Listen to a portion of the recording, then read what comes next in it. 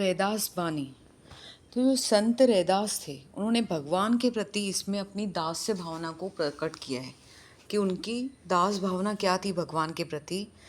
और वह भी बताया है कि परिश्रम का जो महत्व होता है और हमें परिश्रम के साथ समाज में समान व्यवहार करना चाहिए।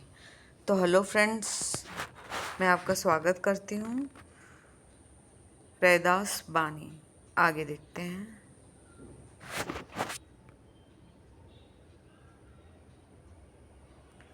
अब कैसे छूटे नाम रट लगी, प्रभु जी तुम चंदन हम पानी, जाकी अंग अंग बास समानी।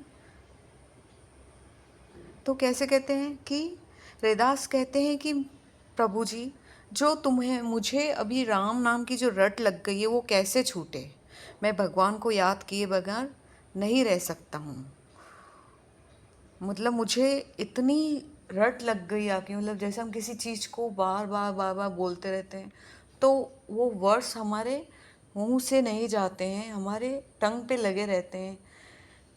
वैसे ही रैदास जी अपने बार बार प्रभु जी का सिमरन करते रहते हैं। तो वो कहते हैं कि अब ये राम की रट मैं नहीं छूट सकती, मैं भगवान को याद के बिना नहीं रह सकता। प्रभु जी तुम घन बन हम मोरा, जैसे चितवन चंद चकोरा। तो रैदास कहते हैं कि भगवान आप बादल हैं और हम मोर के जैसे हैं। जैसे जो चकोर पक्षी है वो बिना आँख बंद किए, मतलब आँख की पलक को झपकाता नहीं है और चांद को देखता रहता है, उसी प्रकार मैं आपको देखे बिना जीवित नहीं रह सकता हूँ। प्रभु जी तुम दीपक हम बाती, जाकी ज्योति करे दिन राती। रैदास कहते हैं कि भगवान आप दीपक हैं और हम बाती के समान हैं। बाती क्या होता है? जो दीपक में आप लगाते हो ना, दीपक जलाने के लिए जो कार्टन लगाते हो वो।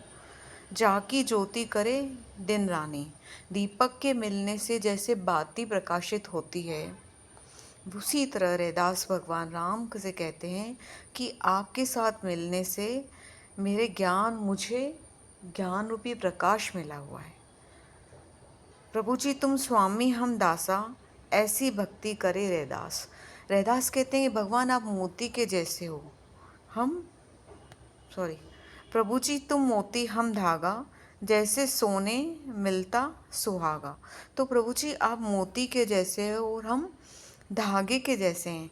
दोनों के साथ रहने से सौंदर्य दुगना हो जाता है। मतलब मोती और धागे को जब हम मोतियों की माला बनाते हैं तो वो कितनी सुंदर लगती है। एक एक मोती अलग अलग अच्छा नहीं लगता है, पर जैसे उसकी एक माला बन जाती है तो बहुत खूबसूरत लगती है।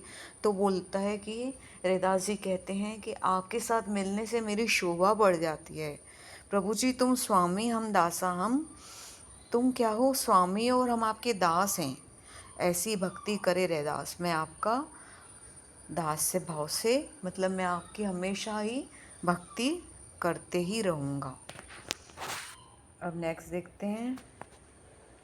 रैदास श्रम करी खाई, जो लो पार बसाए, नेक कमाई जो करई, कबो न निष्फल निहफल जाए। तो रैदास जी क्या कहते हैं कि हमें श्रम करके खाना चाहिए। श्रम करके खाना चाहिए मतलब कि हमें ईमानदारी की कमाई करनी चाहिए और काम करते हुए, जो काम करने के बाद हमें कमाई हासिल होती है उस कमाई से हमको खाना चाहिए। पराई कमाई से नहीं खाना चाहिए, मतलब दूसरों के पैसों से नहीं खाना चाहिए। इस दुनिया में पार होने के लिए और यहाँ जीवन को निर्वाह करने के लिए, मतलब जीवन बिताने के लिए हमें परिश्रम करना बहुत ज़्यादा ज़रूरी है। और रैदास कहते हैं नेक कमाई जऊ करे, जो भी नेक कमाई करता है और वह कभी भी निष्फल नहीं जाती है। मतलब हम कहते हैं ना कि जो अच्छा काम करता है तो अच्छे काम का कभी न कभी रिज़ल्ट ज़रूर मिलता है, और जो बेईमानी का काम करता है उसको भी उसका रिज़ल्ट मिलता है, उसको सज़ा ज़रूर मिलती है।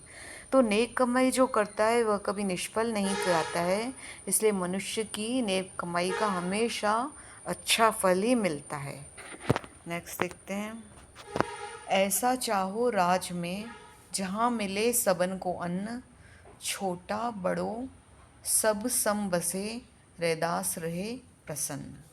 इसमें रैदास जी क्या कहते हैं कि हमें इस तरह के राज्य की कामना करनी चाहिए, मतलब ऐसा राज्य होना चाहिए, ऐसी जगह होनी चाहिए या ऐसा वातावरण होना चाहिए जहाँ पर सभी मनुष्य को खाने के लिए अन्न मिले।